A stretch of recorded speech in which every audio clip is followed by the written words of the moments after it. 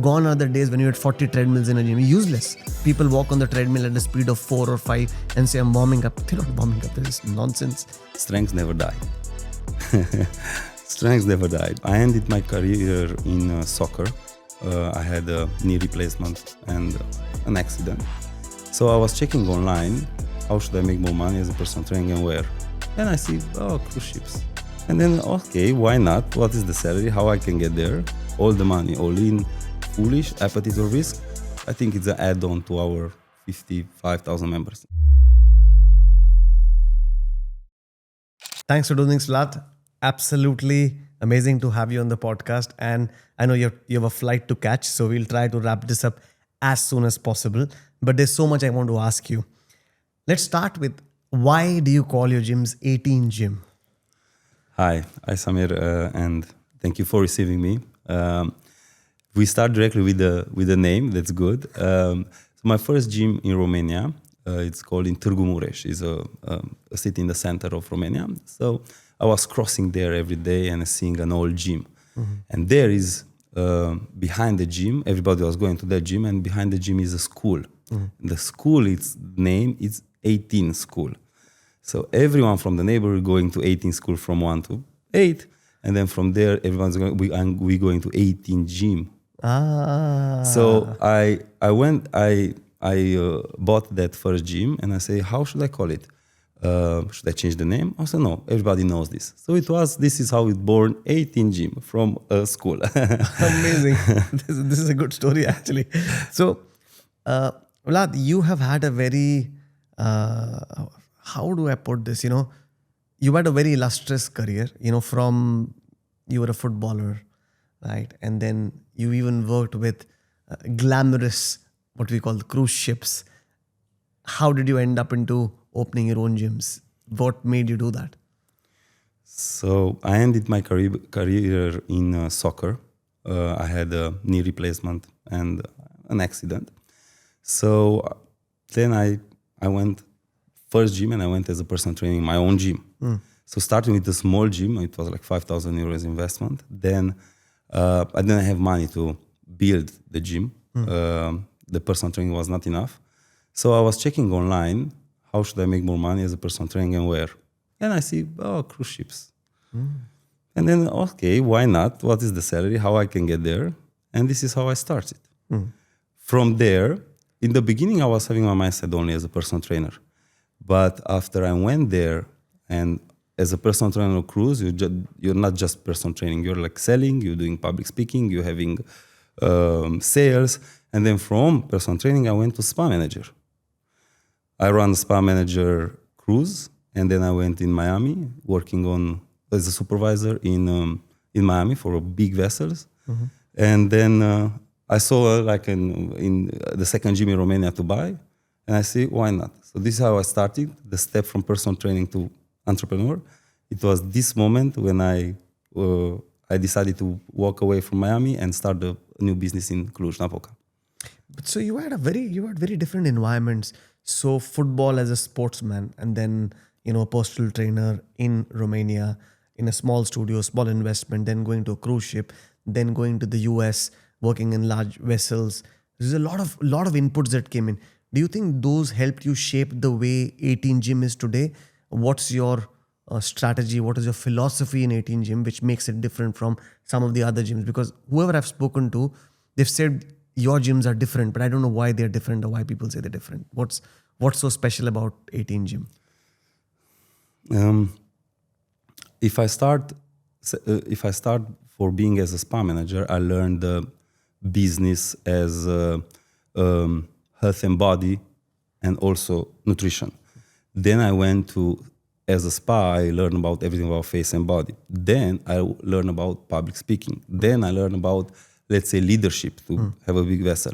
So when I came back to Romania, it was a synergy of all these things. I was doing 10 years ago, going live on Facebook. I was doing commercials, public speaking, seminars as a personal trainer. So the experience that got me in Miami and as a cruise, the experience I apply in my second gym. So I think this helped me a lot. but also I'm learning very fast. I adapt. So from the personal trainer to entrepreneur, like from 0 to 10 or from 10 to 30 gyms, it's a step. So I think I learn very fast, and this from my background helped me. Yeah, you're very aggressive in your growth. Also, you take quick decisions. You are and you stand behind your decisions. I remember I met you 2 years back. From then and now, you've already grown so much. Yeah. So, moving from one gym to the first 10, and then from 10 to where you are now, you're more than 30 gyms today, right? You're 40. You're 40 gyms now. Yeah. So see, between the time I spoke to you last and now, I don't know how many gyms you've opened. Yeah. But it's a very difficult job because I've run a gym chain myself. I used to own 40 gyms across 3 countries, and I know how difficult it is to expand the business. And you're in a market where it is more evolved than India in terms of the number of gyms. It's a smaller country, and you have players like a World Class. You have players like a Stay Fit. There are new players who are coming in the market. There are independents. How do you compete with them, and what made you think that, irrespective of what others are doing, I'm going to grow? So I believe my mindset from US helped me with the appetite of risk. So I came here, and I remember when I opened my 3rd gym, I went to Bucharest, door in door with Stay Fit. I fall in love, and I moved to Bucharest. But I had so much knowledge about what I knew I can do it from the US, from the seminars, nutrition, and gyms, that I was not afraid. Today, I will not do it the same. I will not go and open near Stay Fit or World Class or anyone, if it's even bigger or something. But then, in that time, I didn't care. I knew my stuff. I was the PT. I was the gym manager there. Risky, all the money, all in, staying in rent, fully all in with the money in the gyms. So from the 5 to 10, this was a, let's say, foolish appetite or risk. But and also then when the pandemic came, I don't know why I was ready with cash in that period, like holding there, and I was like, okay, what are we doing now? So I started launching the online business. So learn digital marketing, cost, leads, call to actions, everything. Learn digital marketing in pandemic. Then in pandemic, I see new opportunity as a fitness academy that I opened. That give me, with 0 capex and investment, because that is only digital and everything and one phone and camera. I was seeing the rentability and the profit coming in without investing. So that gives me opportunity to jump in 2023 to 10 gyms. So from 10 to 20, I was having like same risky, good money from all the businesses like academy, beauty studios. I had 14 beauty studios inside the gyms, academy, beauty studios, online training, and the gyms. So 20 gyms, but very good revenue and profitable. So I say like this, that every step that I had in life, like the pandemic, the cruise, the Romanian market, like the beauty industry, they show me opportunities. Like I feel now there's opportunity to grow only in gyms. So I take advantage of this. So you're completely now focused towards growing 18 Gym as a brand. Is that your core area of focus now? So I think your academy, which is the backbone of 18 Gym, because you're creating trainers, talent for yourself. And the second part is the gym itself. Is that where your focus is now? Yes. And where do you see 18 Gym going now in terms of, are you going to continue with this aggressive growth this fast? Yes, even more faster I need. So if you want to grow a business and scale, I feel that you can grow only one segment and vertical and see the market and going straight there. If I wanted to open 30 studios, beauty studios, no. If I want to make, expand my academy even Hungary, no.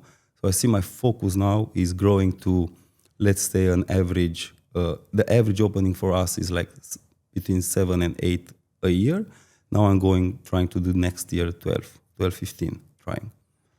And there's a very, very, very famous Indian entrepreneur, Mr. Bajaj. He says, in life, climb one mountain at a time, not Yes. 10. And I think that's what you're doing really well. You've focused on what you want to do. And that's very important, especially in the industry we are in. There are a lot of opportunities of distraction. We can do 10 things. We can do this also. We can do that. So I remember my team used to come back to me when I was running gyms, and they would say, let's offer some physiotherapy. Let's get some beds. I used to tell them, guys, you're creating another problem.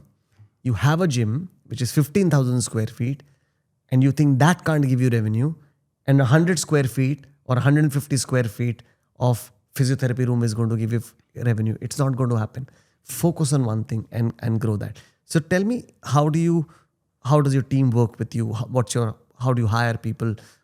If somebody's watching this in Romania, which hopefully a lot would be, and they want to work with 18 Gym as a personal trainer, how should they go about it? So our collaboration with the trainer started from the beginning with, let's say, zero rent and zero turnover from them. So why I started like this? Because maybe I was a personal trainer. So I say, okay, in the beginning, to compete with other big brands, I needed customers. It was not a penetration level. I needed customer at any time. So I said, okay, I need to focus on personal training. They have lifetime value. They have recurring. So we are there. Now, we slowly, as a smart budget chain, we're working on a rent. We are having a master trainer that is giving trainer, nutritions. We have the academy. They train. We have our managers. They're giving social media content, marketing tools. The guests from the gym itself. So we have like 350 trainers. Usually we use something like 10 trainers at 100 meters square. So to be comfortable with the guest.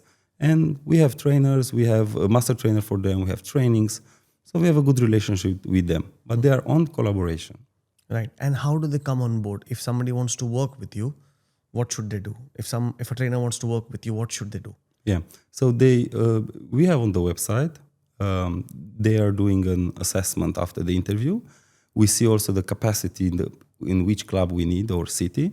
We're having the CV, and we are doing the training then, one month of training, and then they are going to work in the gym. If we have space, if it's okay, if it's good. So it's working through the master trainer, the manager, and the regional of our company.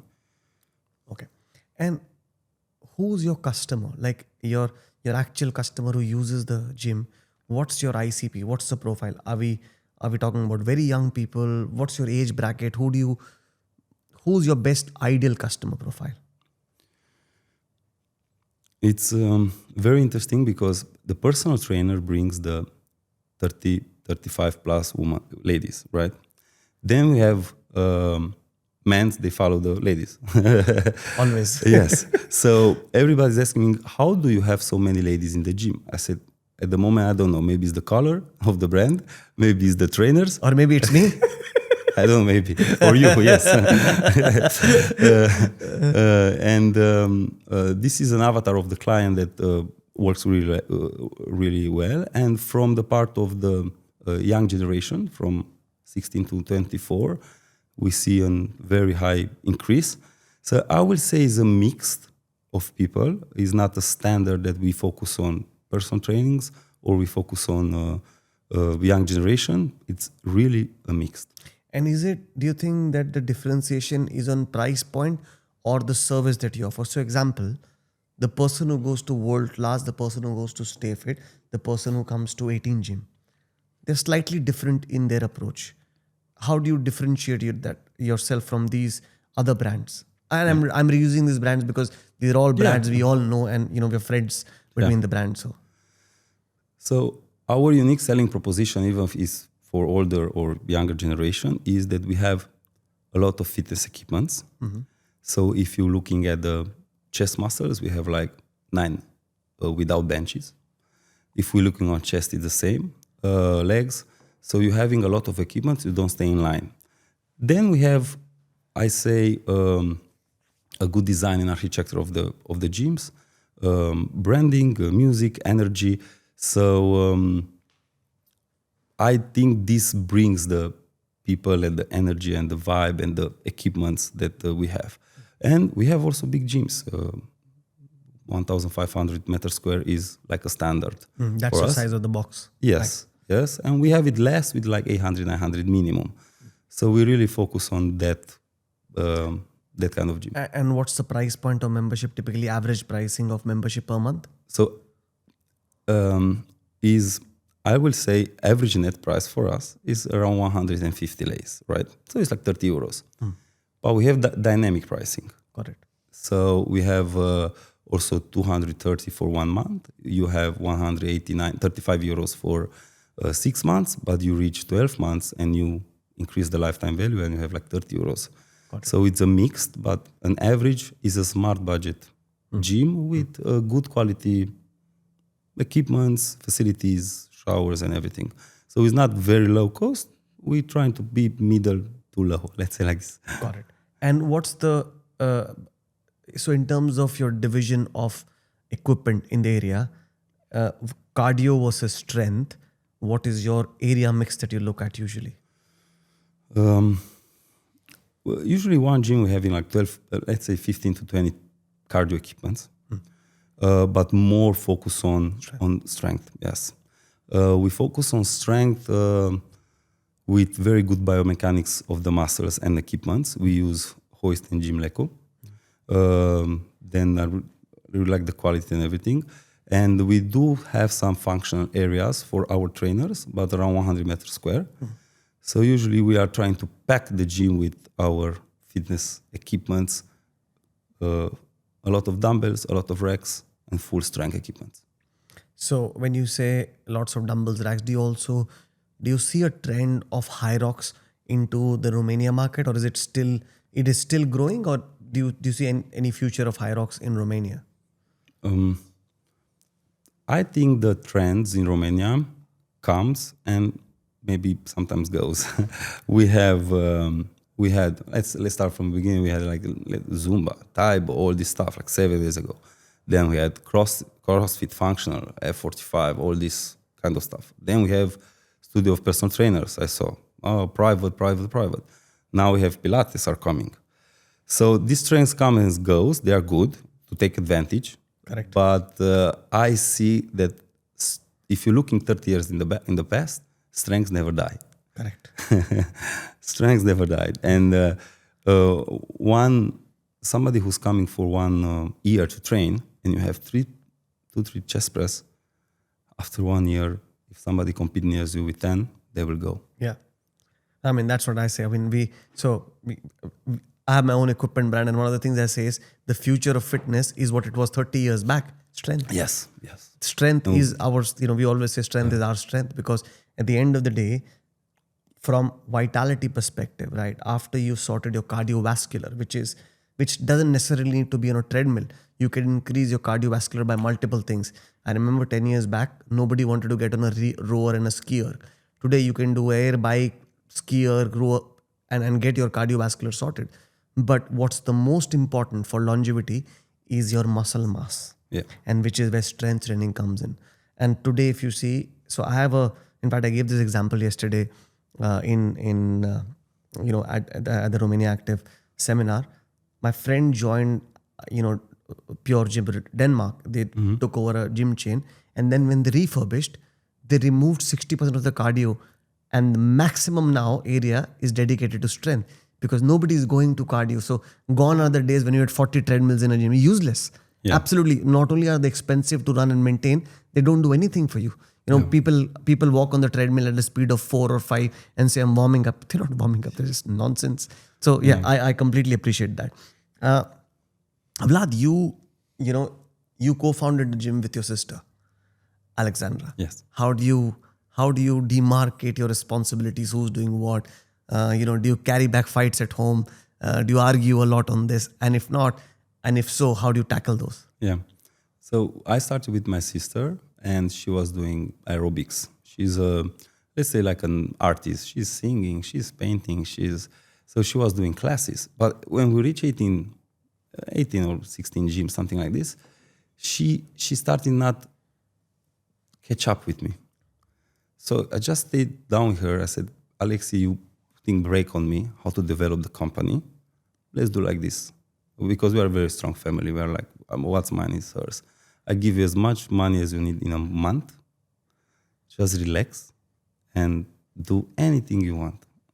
And I'm running the company and you will have the same benefits. I say, okay, Vlad, I trust you. It's too much for me. So this was easy, let's say like this. But if you have a brother or somebody who's like family, who you compete, you just need to structure a strong governance. So then if it's a government, I have salary, she's having salary or whatever, strong governance, KPI, performing, this is how you should do it. Even with your family. Yeah, you have to be professional because you're running a professional organization. You have to look at what is happening. Yeah. So how do you run the company today? How's your top management looking like? How many people do you have under you? Like how many people directly work with you? I have 5-6 people that work directly with me. But I like also to going in meetings when we have full meetings with the managers, when we have the regionals. I really like it to give the energy some trainings. So they are working 5 and it's, you said in the beginning that I'm walking and climbing a mountain. I was learning at Harvard when I finished and they said the test in the end was the summit to Himalaya mountains. So we are like 6 people. So how you get 6 people that one is two are trainers, 2 are doctors, 2 are geographically riding. Everyone have different goals. One is making pictures, one to see the weather, one to whatever. So this is like running a business. They all have different. Somebody is motivated for money. Somebody need validator to be validated. Somebody is good in operations. Somebody is good in marketing. How you unite this team that have different goals? You as a leader, how you unite them to climb until the end? So this is my approach when it's finally I have these 6 people under me. Amazing. You've talked a lot about movement accessible. You've spoken about how do we get, we have premium services, but you still want to work with the community. You speak a lot about community. How have you been able to do that? At this moment, I think that I'm done doing enough for the community, for 18 Gym. I'm trying to have the gyms perfect ready for them. I'm not looking I'm looking for a community, the brand and everything. But if you focus on gyms and customer service, I believe we are doing the right thing.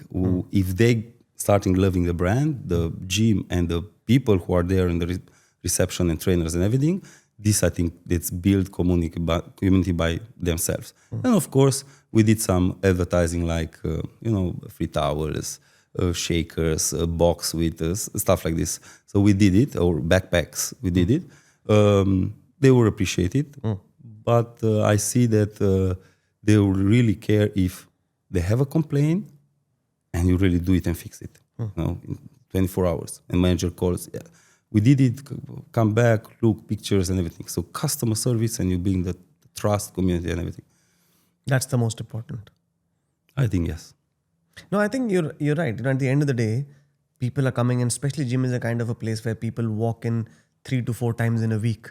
It's like their second home. They want things to be right. They feel it is their gym. So a lot of times, customers come in and pay and they feel it is their gym. It is not your gym. And that's the feeling you want. Yeah. And when they feel like that, they will obviously complain if something is not right. Like we all complain about, like in our house, we always complain about the food is not good. This is not good. And them being open to tell that is a very good thing because you're getting free feedback. People are actually being honest about it. Yeah. Vlad, you're also very good.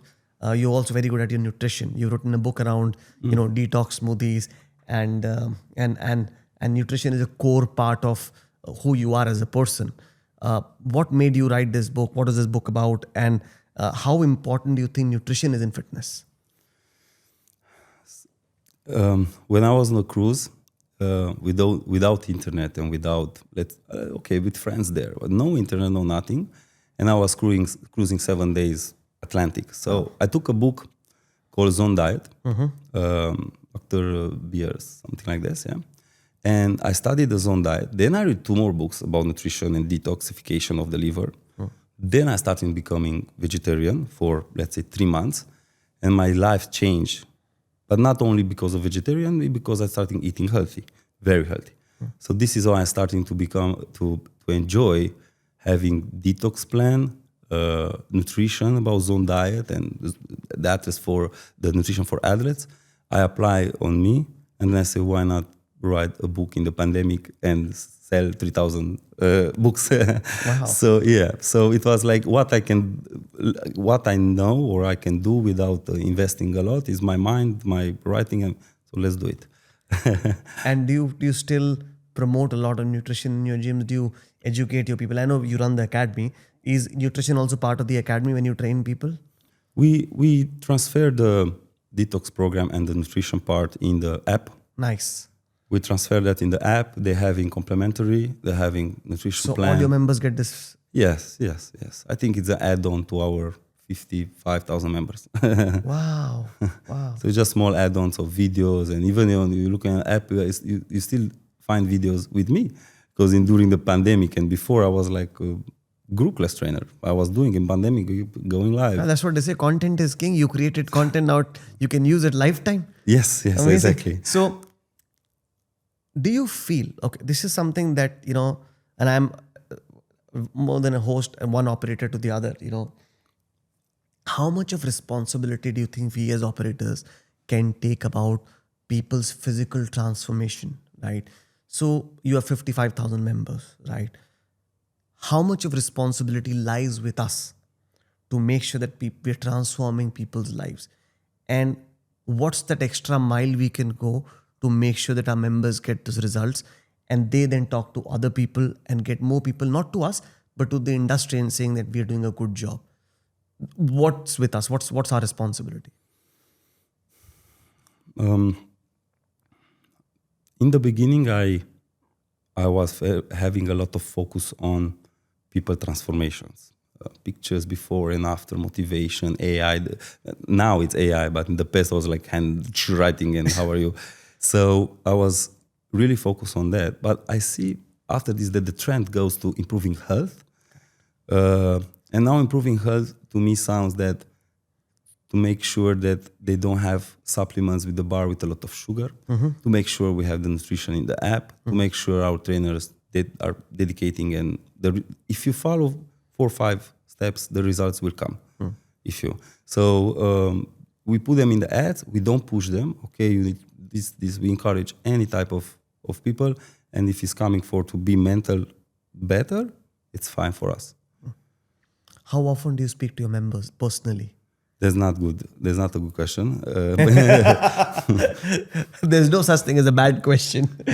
I'm very active on my messaging on social media. Amazing. So sometimes in the evening I see 5 messages with complaints and stuff like this. So I open them and I write to them. I order now. I go on the website, order the rope, and I'm like, Răzvan, order this. I'm sending him. I ordered this. Will come in 3 days. He's writing me back. Oh my God, it happens. So I'm really very customer people. But when I go to the gyms, I should speak more with my clients. Honestly. Vlad, one of the things your social, I've seen your social media channel. You're absolutely rocking it. Your social media is very strong, right? Your brand's social media is very strong. How have you managed to do this? So if I am a gym chain somewhere in the world and I want to build a channel like yours, what should I be doing? What did you do to build this? Because it looks very organic. It doesn't look as if, because I see the engagement and I see how you've done it. Yeah. It's just amazing. I believe I had from the beginning when I start, I was doing the post, I was writing. If you do it for 7 years, and the manager are taking it, and then from the manager who was posting when I had 5 gyms, something like that, we had the social media. So when she received something, she received videos from the gym, from our managers, everyone doing content. So she's like, okay, so can we do local content of one gym? Oh, we can do that. How? Oh, the people, the trainers, the managers, they loving it because they took it from me.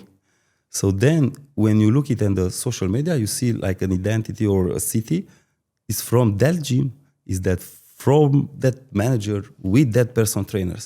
So I God blessing my social media girl, receiving 40 videos, but she's having people who are giving the task to adjust video and everything. So I think it came from me and succession of the marketing. How big is your social media team? We're having 3 in-house. We're having ads marketing outsources. We're having like 3-4 team outsources of content. Pretty much that's it. Yeah. For 40 gyms. Yeah. So a lot of work that goes into this, into building this. Yeah. And managers on the gyms are also responsible for creating content, making sure that they're doing the right things, because that's the ground, right? Ground reality. Yeah, sometimes we are doing a trend, let's say like this. So we see a trend and we send to the manager, if you can do this with your trainers and something with your phone, do it. If they do it, it's okay. If they don't do it, it's okay. So some managers are open, some managers no, but it's up to them. It's not, we not force them, But his main focus, her manager main focus is gym operation. But sometimes it's nice to take the phone and make a live from a group class. Why not? Makes sense. Yeah, I know we are short of time, Vlad. So last question for you. What do we expect to come out of 18 Gym in the next 1 year? 4 words. Number 1 fitness in Romania. Amazing. Amazing. That's the way to do it. Yeah. Thank you so much, Vlad. Really appreciate it. Me too. We'll probably continue this again the next time I meet you. But thanks for your time today. I'm very happy. Thank you.